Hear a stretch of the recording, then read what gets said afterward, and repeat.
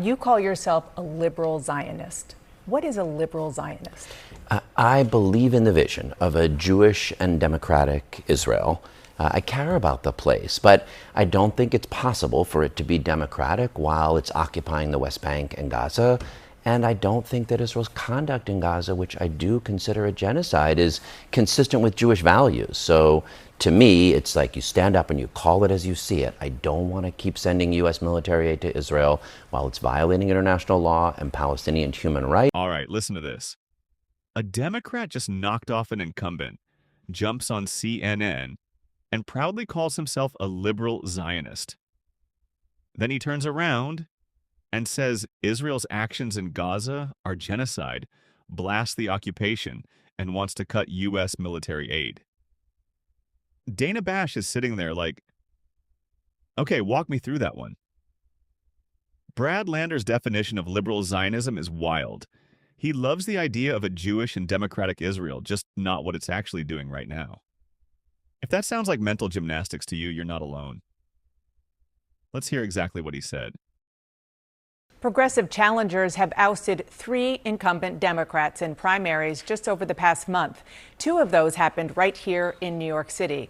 Brad Lander and Daraliza Avila Chevalier both beat Democratic incumbents and are likely to win their November elections in these deep blue districts. Brad Lander joins me now. Thank you so much for being here. Thank you. I want to ask, we were having these conversations earlier in the show, that there's definitely a leftward shift towards where you are philosophically. It showed up in your primary and others. But in less blue districts, there still are more moderate Democrats being elected, even right here in New York. In New York 17, where Republican Mike Lawler is the congressman, Kate Connolly won the same day you did. So do you think that progressives like yourself could actually win in a place that isn't deep, deep blue? Well, I don't think the line really so much should be thought of as progressives versus moderates. To me, it's fighters versus folders. People are fed up with the status quo. They don't feel it's working for them. And that's true for working families in more moderate or frontline districts. Look at someone like Pat Ryan in the Hudson Valley, who's been fighting on utility costs and just showing people I'm out there fighting for working families. And that's what I think can unite us.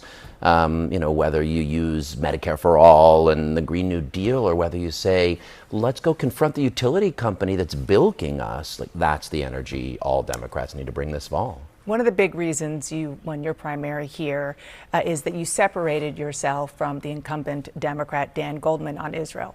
You use the term genocide. He does not. You don't want to have the U.S. funding Israel militarily. You call yourself a liberal Zionist. What is a liberal Zionist? I believe in the vision of a Jewish and democratic Israel. I care about the place, but I don't think it's possible for it to be democratic while it's occupying the West Bank and Gaza. And I don't think that Israel's conduct in Gaza, which I do consider a genocide, is consistent with Jewish values. So to me, it's like you stand up and you call it as you see it. I don't want to keep sending U.S. military aid to Israel while it's violating international law and Palestinian human rights. But I want it to actually honor international law and Palestinian human rights so it can be the Jewish and democratic Israel that I grew up believing in. I'm sorry, I just want to make sure I understand. You said that you don't think it's a democratic Israel? I want it to be a Jewish and democratic Israel. Right now, I don't think it's modeling democracy while it occupies the West Bank and Gaza and half the people under its sovereignty can't vote. But I believe that when occupation ends, then it can be Jewish and democratic, and that's what I am going to be I'm fighting for. Why are you not just a Zionist? Why do you say liberal Zionist? What do you think the difference is? I mean, the Declaration of Independence that founded Israel says it would be a place for the ingathering of exiles and full civil and political rights for everyone living there. But Palestinians living in the West Bank facing settler terrorism, or living in refugee camps in Gaza because their schools and hospitals were destroyed, they don't have full political and civil rights. So it is not living up to its founding vision. And to me, believing in Jewish and democratic means you got to fight for the human rights of Palestinians at the same time as you fight for the safety of Jews. I guess maybe a shorthand way of saying it is, I don't think Israelis will be safe until Palestinians are free, and they both need that. Can I just ask you point blank, Do you not call yourself a Zionist because it is a term that many people on the hard left have started to use as a slur against Jews? Well, no, I mean, a liberal Zionist is a Zionist. I just want to make clear I'm not a Zionist like Ben-Gvir or Smotrich who want to eliminate Palestinians. So that's why I say it. You can be an American and not believe in what Donald Trump believes in. To me, that's what I am here. I believe in the vision of a Jewish and democratic Israel, but it's got to change if it's going to be that. Just like, yes, this country. Can I ask you one other question on this? Because you talked about genocide and you talked about occupying Gaza. And I've also heard you talk about the fact that Israel went too far after October 7th. What would you have wanted Israel to do when a bunch of civilians, about 1,200, maybe 900 civilians, also members of the military, kibbutzniks, these were peaceniks, like you, who lived on the border with Gaza because they were desperate for Palestinian rights, and they were murdered brutally. If you were asked what would you do in response, what would you have done? I mean, let me first clarify. I think Hamas committed an act of genocidal terrorism on October 7th, and there had to be a response. I mean, priority one should have been return of the hostages, getting them back to their families, and that I think would have been done faster with a political deal. And yes, accountability for the Hamas militants who conducted October 7th, 100%. They claim but not that killing 5,000 Palestinian kids under 5 and destroying. When Israel says that they tried hard to avoid this. I'm just playing devil's advocate here, the civilians. But Hamas is so evil that it hid those terrorists and the weapons inside civilian population centers. War crimes don't justify other war crimes, and destroying every single school and hospital and mosque and community center in Gaza and still occupying 70% of Gaza, in addition to being a violation of international law, is just not working. This isn't actually going to make Israelis safe. Can I ask you about today? You endorsed Abdul al-Sayed, who's running against Haley Stevens in Michigan. They're running to be the Democratic nominee for Senate there. He was asked by my colleague Isaac Dovere if someone could be a Zionist and a progressive. Here's what he said. Every definition of a Jewish state ends up in some articulation of illiberal values, every single one. How did you square what you just said about believing in the notion of a democratic Israel and what he said, which is there is no such thing? I mean, we disagree on that. That's how I square it. Now, we agree on a lot of. For you that well, you would say that I met Abdul endorsement? through our dear mutual friend Adi Barkan, this amazing activist who died of ALS, courageously championing Medicare for all. And I don't think anybody's going to fight as hard to fulfill Adi's vision of healthcare for everybody as Abdul al-Sayed and fight to get money out of politics.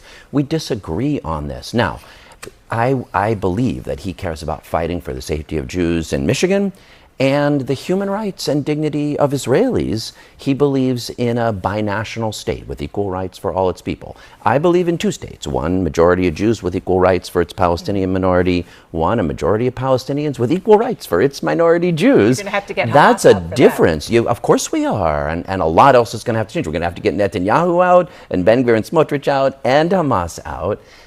It's a difference that we have, but at the base level, you don't compromise on anyone's humanity.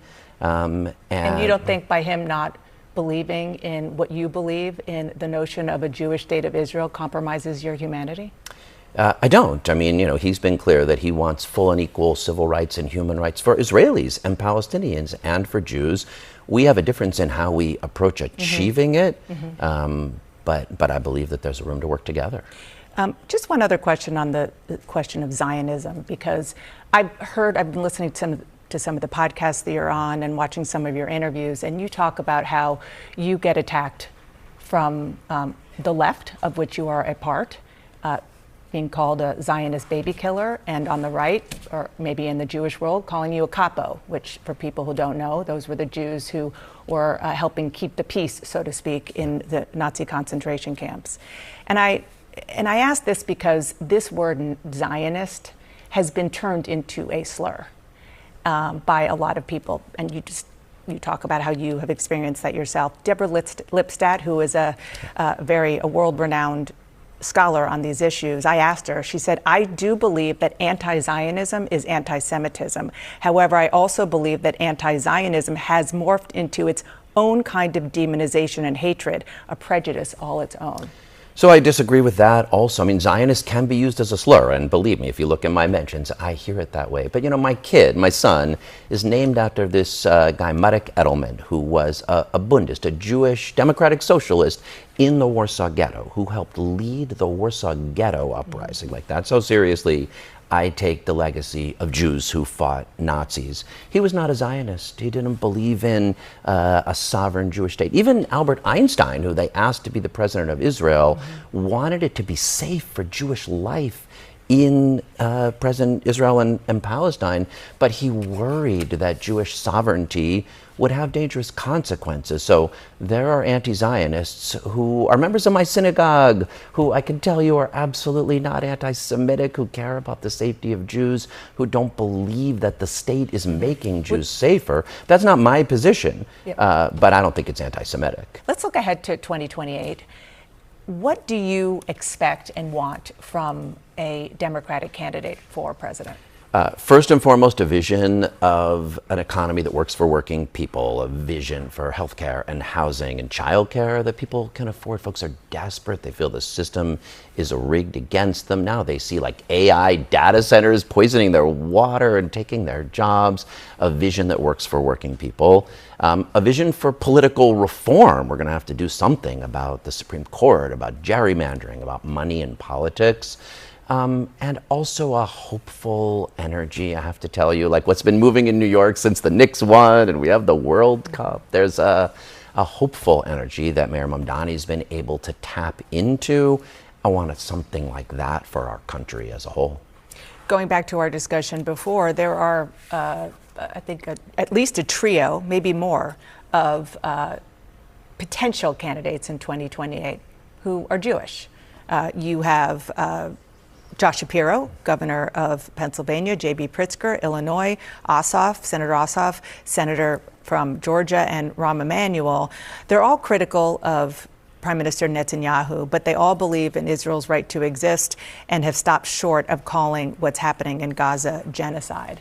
Do you think that somebody with those views and that religion could be the nominee for president in the Democratic Party? I do. I think it's going to require clarity that we need a reset in the U.S. relationship with Israel. I think saying we're not going to continue to provide the 2,000-pound bombs that destroyed Gaza, that we're going to insist on human rights and international law compliance, and we're going to stop aid until that happens, and that Israel has to step up to recognizing that what's necessary is self-determination for Palestinians and Israelis, a horizon of political mutual recognition and peace.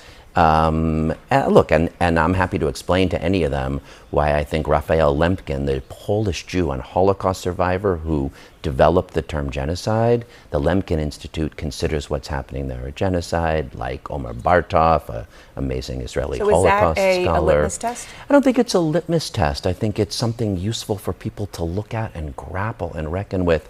We've spent thousands of years as the victims. It's a rough grappling with what it means in some ways to be a perpetrator. I think it's a useful dialogue for American Jews to have, but I don't think it's a litmus test in the presidential race. I do think a reset in the U.S.-Israel relationship is.